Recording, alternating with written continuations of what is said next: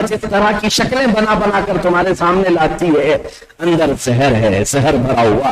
اور 3 باتیں اعلیٰ حضرت نے اس کے لیے فرمائی: قاتل، دائن، شوہر کش. قاتل کس کو کہتے ہیں؟ یہ تو صاف سمجھ میں آتا ہے، مرڈر کرنے والا.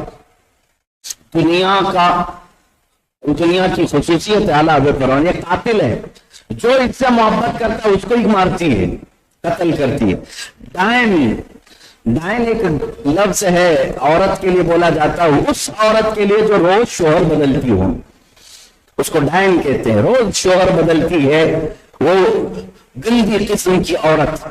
اور اعلیٰ حضرت فرماتے ہیں دنیا کی مثال یہ ہے، یہ روز اس کے عاشق بدلتے رہتے ہیں. آج تم عشق کر رہے ہو، کل تم قبر میں جاؤ گے اس کا عاشق دوسرا ہوگا. یہ پیسوں کی تھیلیاں، یہ سونا، یہ ختم نہیں ہو رہا ہے، یہ روٹیٹ ہو رہا ہے. آج تمہارے ہاتھوں میں ہے، نکل کر دوسرے کے ہاتھ میں ہوگا. کل باپ کے ہاتھ میں تھا، آج بیٹے کے ہاتھ میں ہے. ختم تو نہیں ہو رہا ہے. سونا برسوں سے چلا آ رہا ہے. آج ہمارے پاس جو سونا اور چاندی ہے ان کی تاریخیں ہزار سال پرانی بھی ہیں. وہ ہے، موجود ہے، لیکن ہاتھ بدلتے چلے جا رہے ہیں. الگ لوگوں کے پاس یہ سونا چلتا رہتا ہے، کسی کے پاس مستقل نہیں رہتا. اسی کو اعلیٰ حضرت فرماتے ہیں ڈائن ہے، وہ شوہر بدلتی ہے. اور شوہر کش، اپنے ہی شوہر کو مارنے والی عورت، اس کو شوہر کش کہتے ہیں. 3 باتیں اس کے لیے اعلیٰ حضرت نے فرمایا. اور یوں ہی نہیں میرے عزیزو، اللہ کریم خود فرماتا ہے، رسول کریم صلی اللہ علیہ وسلم کی حدیث ہے، اگر اللہ کو مچھر کے بال کے برابر بھی یہ پسند ہوتی تو اللہ تعالیٰ کبھی یہ دنیا کافروں کو ہرگز نہیں دیتا، کافروں کو نہیں دیتا. میری ان باتوں کا خلاصہ یہ نہیں ہے کہ کمانا ہی نہیں چاہیے، دکان پہ جانا ہی نہیں چاہیے، بزنس کرنا ہی نہیں چاہیے. یہ دنیا نہیں ہے، میں اس کی مذمت نہیں کر رہا ہوں. آپ خوب کماؤ، خوب دکانیں بناؤ، خوب جائیداد بناؤ، لیکن اس کا حق اگر عطا کر دیا تو یہ دنیا نہیں، یہ بھی دین ہے. اگر مال کماتے کماتے تم نے کبھی مولا کے سجدے کو ناشکری کے ساتھ چھوڑا نہیں تو تم نے مال کا حق ادا کیا ہے. لیکن اگر کوئی مال تمہاری عبادت میں خلل کا سبب بن گیا، یہ دنیا ہے، وہ دنیا ہے. رب تعالیٰ کے حضور آنے سے جو چیز تمہیں روکتی ہے وہ دنیا ہے. اس دنیا کی میں مذمت نہیں کر رہا جو عثمان غنی کے پاس تھی. اس دنیا کی برائی میں نہیں کر رہا جو حضرت عبد الرحمن بن عوف کے پاس تھی، صدیق اکبر کے پاس تھی. کروڑوں کی جائیداد ان کے پاس تھی، لیکن مجال ہے کہ ان کا ایک سجدہ قضا ہوا. آپ کو میں بتاؤں، سیدنا عثمان غنی رضی اللہ تعالیٰ عنہ نے جنگ تبوک میں مال کتنا تھا اس کا حساب مجھے نہیں معلوم، لیکن جو انہوں نے جنگ تبوک میں ہدیہ دیا تھا رسول کریم صلی اللہ علیہ وسلم کے اعلان پر، حضور نے اعلان کیا تھا نا کہ کوئی ہے جو اللہ کی راہ میں دے. حضرت عثمان غنی نے جو اس جنگ میں ہدیہ دیا تھا، آج کی قیمت کے اعتبار سے 120 کروڑ کی مالیت ہوتی ہے اس کی. ہے کوئی یہ دان کرنے والے، کوئی اس طرح کا صدقہ کرنے والے؟ میں ان کے پورے مال کی قیمت نہیں بتا رہا، جو انہوں نے راہ خدا میں ایک بار دیا تھا اس کی ویلیو یہ تھی. میں یہ کہہ رہا ہوں کہ اس مال کی میں مذمت نہیں کر رہا جو مال اللہ کی راہ میں جانے سے نہیں روکتا ہے. اس مال کی مذمت نہیں ہے. اس مال کی مذمت ہے جو تمہیں غافل کر دیتا ہے. اس دنیا کی مذمت ہے جو تمہیں رب تعالیٰ کی رضا سے دور کر دیتی ہے. عزیزان گرامی وقار، بہت مختصر سی ہمارے پاس زندگی باقی ہے، بہت جلدی ہمارے گھروں پر دستک ہونے والی ہے. ملک الموت کے متعلق فرمایا گیا ہر دن وہ ہر بندے کو ایک بار ضرور دیکھ کر کے جاتے ہیں. آج بھی ہمارے گھر آئے ہوں گے، وہ ضرور دیکھ کر کے جاتے ہیں ہر ایک کو. اور جس کی موت آنے والی ہے اس کو دن میں 3 بار دیکھتے ہیں، تیسری مرتبہ آ کر کے روح قبض کر جاتے ہیں. اور قرآن میں جا بجا اللہ تعالیٰ نے فرمایا ہم تلاوت کرتے ہیں تو یقین کیوں نہیں کرتے؟ جو مست ہو جاتے ہیں نا دنیا میں، ان کو تلاوت کے بعد ترجمہ یاد کرنا چاہیے.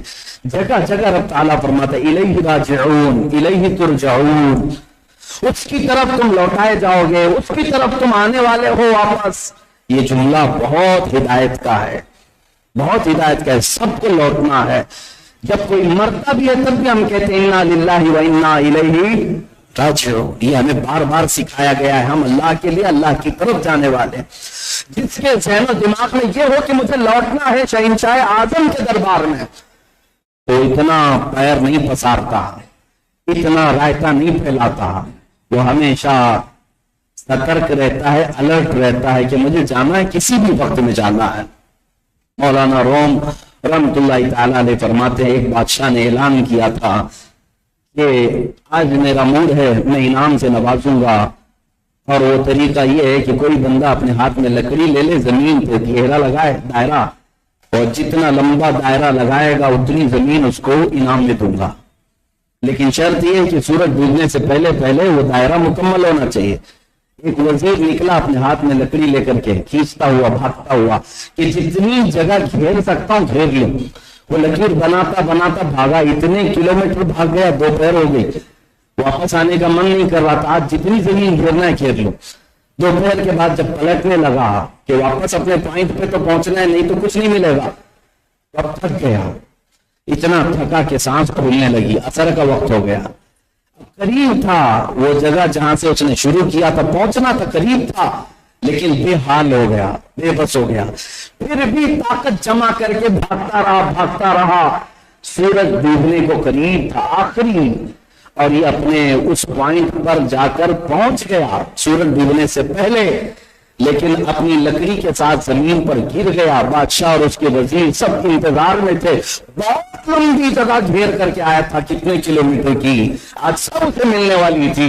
लेकिन जैसे उस पॉइंट पर आकर गिरा, सांस इतनी फूल चुकी थी कि वहीं उसका इंतकाल हुआ, मर गया, ले नहीं सका।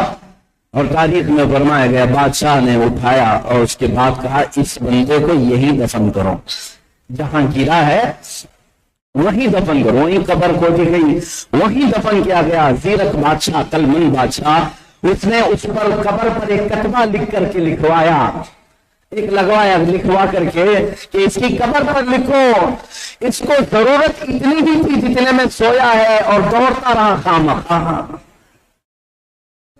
और जरूरत इतनी ही की थी। यही हाल है। आसमान छूने वाली इमारतें जिन्होंने आज बनाई अरब में, वो भी ऐसी जगह सोए हुए हैं जहां करवट भी नहीं ले सकते।